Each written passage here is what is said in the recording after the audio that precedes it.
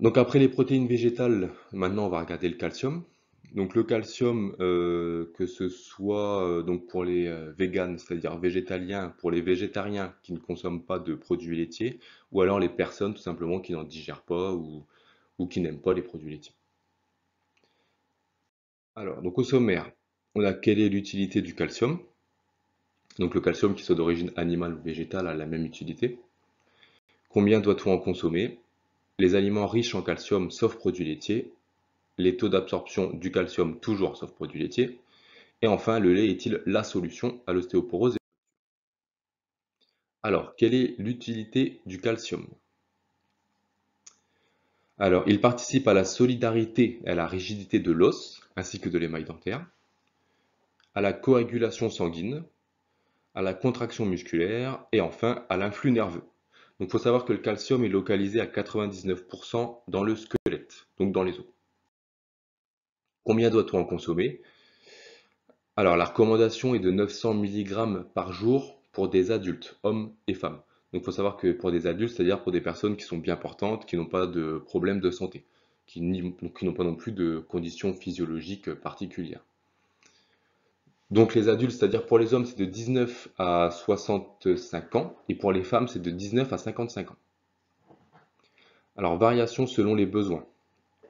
On a des besoins d'entretien, donc c'est ce qui sont identiques à tous. 10% de notre squelette est renouvelé chaque année. Donc il est renouvelé grâce à des molécules qu'on appelle les ostéoblastes et les ostéoclastes.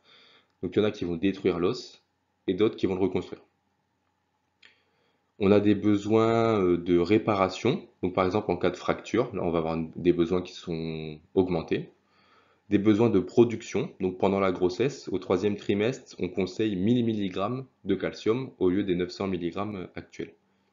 Et les besoins de lactation, donc c'est pour la synthèse du lait maternel. Alors, adaptation du CUD. Donc le CUD, c'est le coefficient d'utilité digestive. Donc c'est le rapport entre la quantité de nutriments ingérés et celle qui sera absorbée au niveau de l'intestin.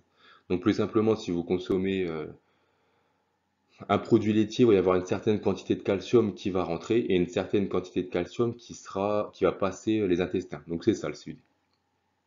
Donc le CUD s'adapte selon les besoins. Donc pour la croissance, par exemple, l'intestin va augmenter sa perméabilité au calcium, c'est-à-dire va en assimiler plus.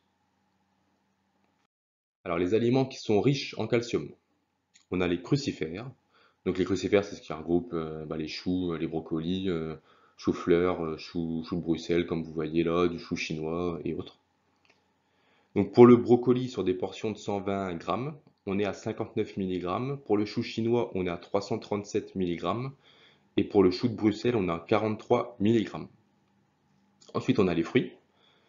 Donc on a par exemple le kiwi à 26 mg pour 100 grammes, l'orange à 40 mg pour 100 grammes et le cassis 60 mg pour 100 grammes. Donc les portions en général des fruits et des légumes sont pas forcément très élevées, sauf pour certains cas. Mais on est censé en consommer donc une grande quantité dans une alimentation équilibrée, ce qui fait qu'ils sont à prendre en compte dans les calculs des apports en calcium. On a ensuite les eaux minérales. Alors là, on a Contrex par exemple avec 486 mg pour 1 litre, Epar 549, Courmayeur 517 et Wattwiller 288 mg de calcium pour 100 grammes. Donc là, c'est vraiment des quantités importantes. Si vous buvez 1 litre d'eau comme ça par jour, vous y êtes sans trop de problèmes hein, à vos recommandations. On a aussi les eaux gazeuses qui en contiennent comme Badois, Salvetta ou Quesac. Ensuite, on a d'autres aliments. Alors par exemple, l'amande, pour une portion d'amande, c'est-à-dire 28 grammes, on a 80 mg. Pour une portion de figues séchées, on est à 160 mg, donc pour 100 grammes, pardon, de figues séchées. Et pour le tofu, donc 96 mg pour 120 grammes. Donc là, c'est encore des teneurs assez intéressantes. Là, les taux d'absorption du calcium. Donc on a en référence tout en haut le lait. Donc pour une portion de 240 grammes, teneur en calcium 300 mg. Et la quantité réellement absorbée, c'est 96 mg, puisqu'on a un taux d'absorption de 32%. Donc comme vous pouvez le voir, il y a par exemple le chou chinois qui est beaucoup plus élevé en calcium, et en plus qui a un taux d'absorption plus important, donc quasiment 40%, contre 32% pour le lait. Eau minérale bicarbonaté style badois, donc 45% pour le taux d'absorption. Après le tofu, quasiment 50%, chaud frisé 50%, brocoli 61% de taux d'absorption. Certes, ils ont moins de teneur en calcium, mais on est censé en consommer plus et le taux d'absorption est meilleur. Il y a sauf par contre pour les haricots blancs, donc légumineuses et amandes grillées oléagineux, qui ont un taux d'absorption plus faible. Donc 22% pour l'haricot blanc et 21% pour l'amande grillée. Donc ce tableau, comme c'est écrit en bas, il vient du livre Le mythe de l'ostéoporose de Thierry Soucard, avec la préface du professeur Bérou.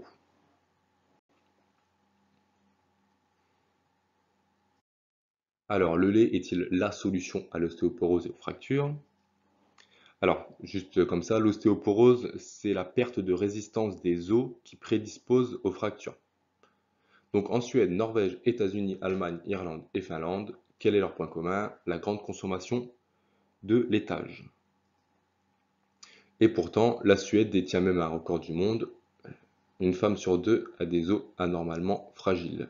Donc tous les autres pays que j'ai cités juste tout à l'heure, ils sont énormément affectés par l'ostéoporose. Pourtant, ils consomment énormément de produits laitiers.